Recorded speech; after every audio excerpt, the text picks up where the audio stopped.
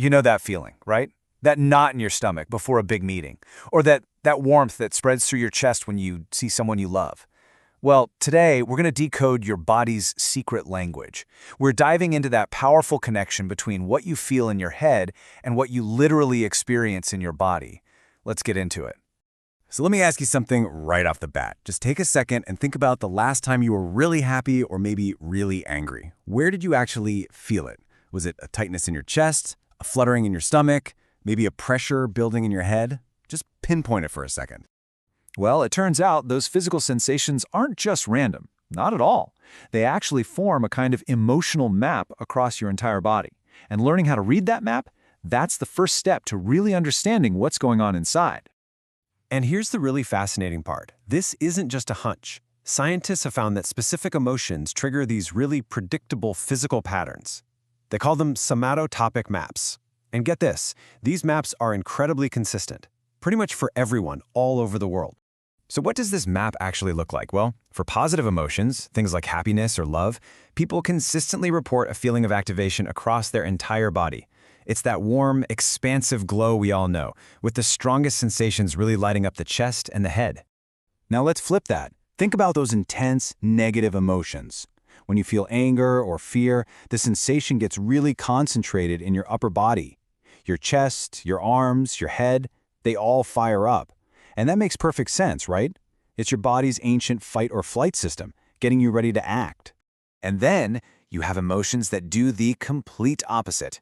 With sadness or depression, people often talk about a decrease in sensation, a feeling of coldness or numbness or just heaviness.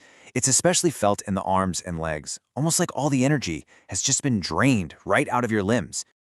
Some emotions are even more specific. Disgust, for example, is almost always felt right in the throat and the stomach.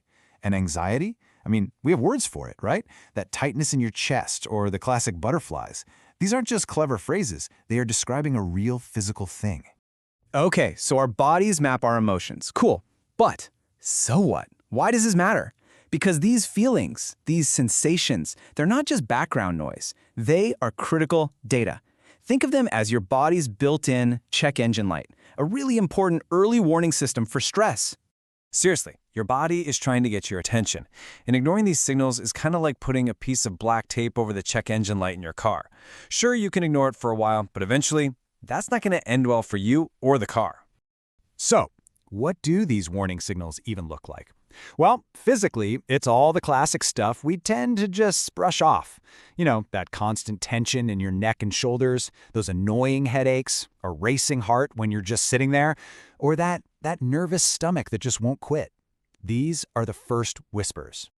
But stress doesn't just show up in the body. A lot of the time, it hits our minds first. If you find yourself way more irritable than usual, if you have a super short fuse, or if you just can't seem to concentrate or remember things, yeah, that could absolutely be your check engine light flashing. And finally, just look at how you're acting. Are you snapping at people you love for no good reason? Waking up with a sore jaw because you've been grinding your teeth all night? Or maybe you just find yourself mindlessly raiding the pantry for comfort foods. These are all huge behavioral clues that your stress levels are climbing. Okay, so if we really want to learn how to listen to these signals, we have to get clear on a really crucial distinction, the difference between an emotion and a feeling. Yeah, they sound like the same thing, but they're not. And understanding that gap, that's the key to everything. Think of it like this. An emotion is the raw, physical, automatic thing that happens in your body. It's the biological alarm bell going off. A feeling, on the other hand, is the story your thinking brain tells itself about that alarm. It's your psychological interpretation of what's happening. A physical sensation is basically neutral until our brain slaps a label on it. I mean, a racing heart is just a racing heart, right? But if you're looking at a bear, your brain calls that feeling fear.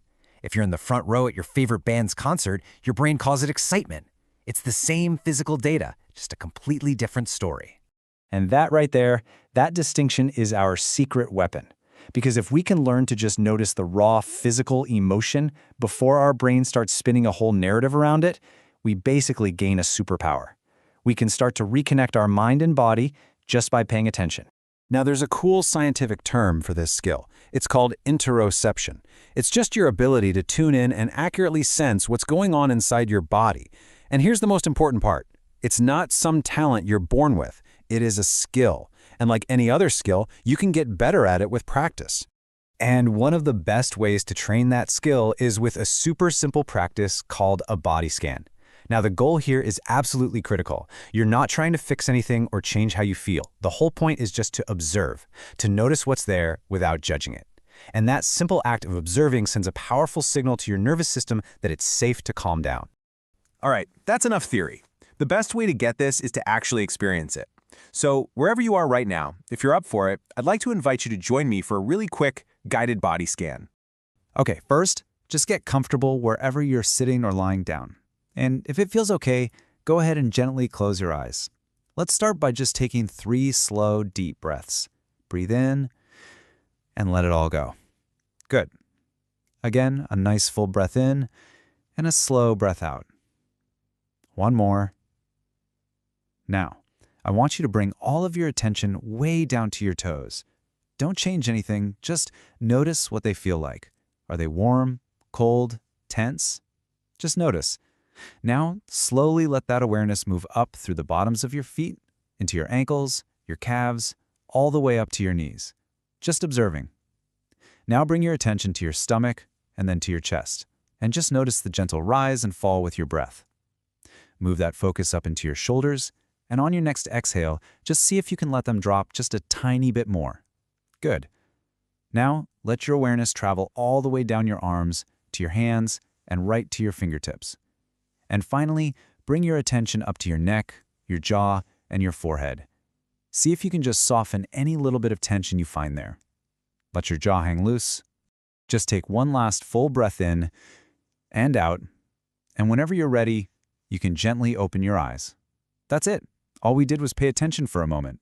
In that really short scan, you probably noticed something. Maybe a little tightness in your jaw you weren't aware of, or maybe a feeling of warmth in your stomach. That's it. That is the beginning of the conversation. So I'll leave you with this question to think about. What did your body tell you today, and are you ready to start listening?